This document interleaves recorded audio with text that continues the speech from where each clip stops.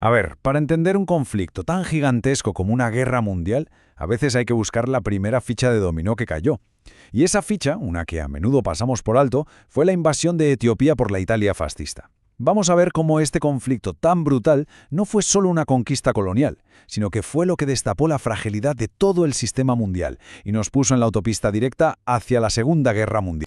Para entender la chispa que encendió el fuego en 1935, tenemos que viajar 40 años atrás, a 1896, a un momento que, de verdad, dejó a toda Europa con la boca abierta. Etiopía, una nación africana, aplastó por completo a un ejército imperial italiano. Y esto no fue solo una derrota militar, fue una humillación nacional en toda regla, una herida que un líder con delirios de grandeza no iba a tardar en querer cerrar a sangre y fuego.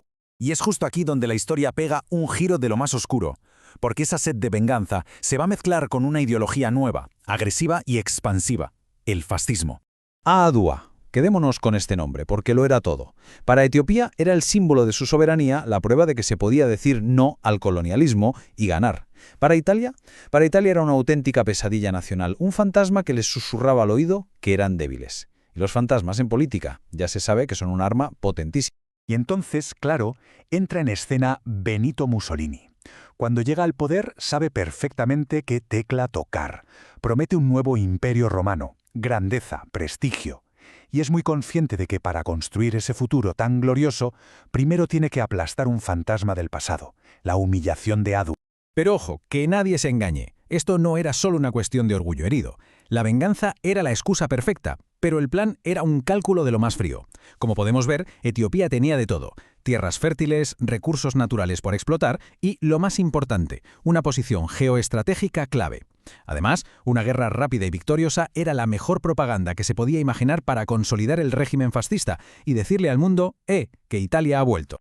Así que, con todos los motivos sobre la mesa, la maquinaria de guerra se puso en marcha. Y lo que estaba a punto de ocurrir no era una batalla entre iguales, ni mucho menos. Era, literalmente, un David contra un Goliat totalmente industrializado. Es que solo hay que echar un vistazo a los datos para ver el brutal desequilibrio. Por un lado, Italia. 500.000 de soldados, tanques, una fuerza aérea moderna, artillería pesada, vamos, una máquina de guerra del siglo XX. Y por el otro, Etiopía. Un ejército valiente, desde luego, pero con la mitad de hombres, muchos de ellos armados como en el siglo anterior, con lanzas y fusiles viejísimos, y organizados de una forma casi feudal. La balanza estaba rota antes incluso de empezar. Y toda esa ventaja tecnológica tan abrumadora se desató en una campaña militar de una velocidad y una brutalidad implacables. Todo arranca el 3 de octubre de 1935.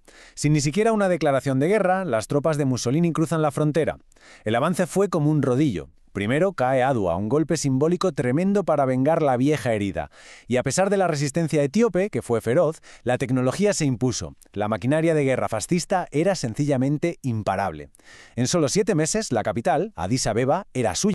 Claro, ante una agresión tan descarada, la pregunta es obvia: ¿dónde estaba el mundo? ¿La famosa comunidad internacional? Pues la triste respuesta es que en gran medida decidió mirar para otro lado. Y aquí viene la parte más trágica de todas. Etiopía no estaba sola, o al menos no debería haberlo estado. Era miembro de la Sociedad de Naciones, que era como la ONU de la época.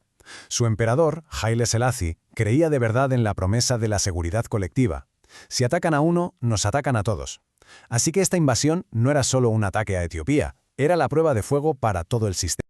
Con su país ya ocupado, Haile Selassie viaja a Ginebra y da un discurso que, la verdad, pone los pelos de punta por lo profético que fue.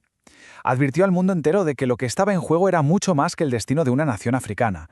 Era, como dice la cita, el futuro de la seguridad colectiva. Si un país podía atacar a otro con total impunidad, todo el chiringuito se venía abajo. Y la Sociedad de Naciones reaccionó, sí, pero fue una reacción de postureo. Impusieron sanciones económicas, pero con un agujero tan grande que era de risa. No tocaron el petróleo. Y claro, sin un embargo de petróleo, los tanques y aviones de Mussolini podían seguir funcionando sin problemas. ¿La razón de esta cobardía? Pues que las grandes potencias, como Reino Unido y Francia, tenían más miedo de enfadar a Mussolini y echarlo en brazos de Hitler que de defender la legalidad internacional.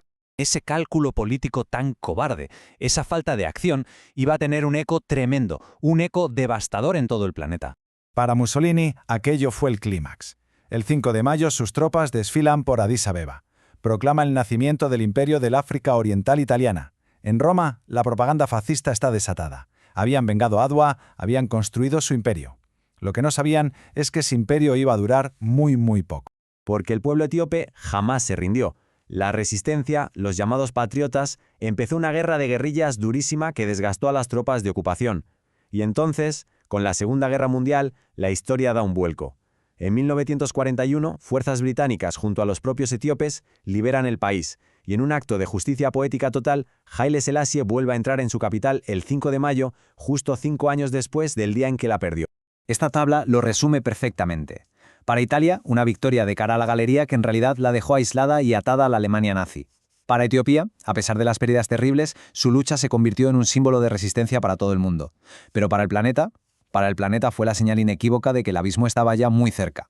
Y aquí está la clave de todo.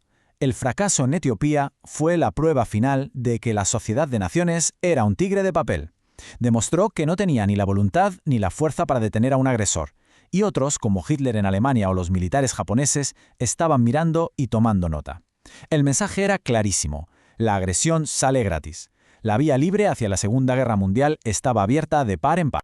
Así que una historia que empieza con una venganza por una batalla del siglo XIX acaba siendo el prólogo del conflicto más sangriento del siglo XX. Y nos deja una pregunta que por desgracia parece no perder nunca vigencia. ¿Cuántas veces puede la indiferencia internacional permitir que la historia se repita?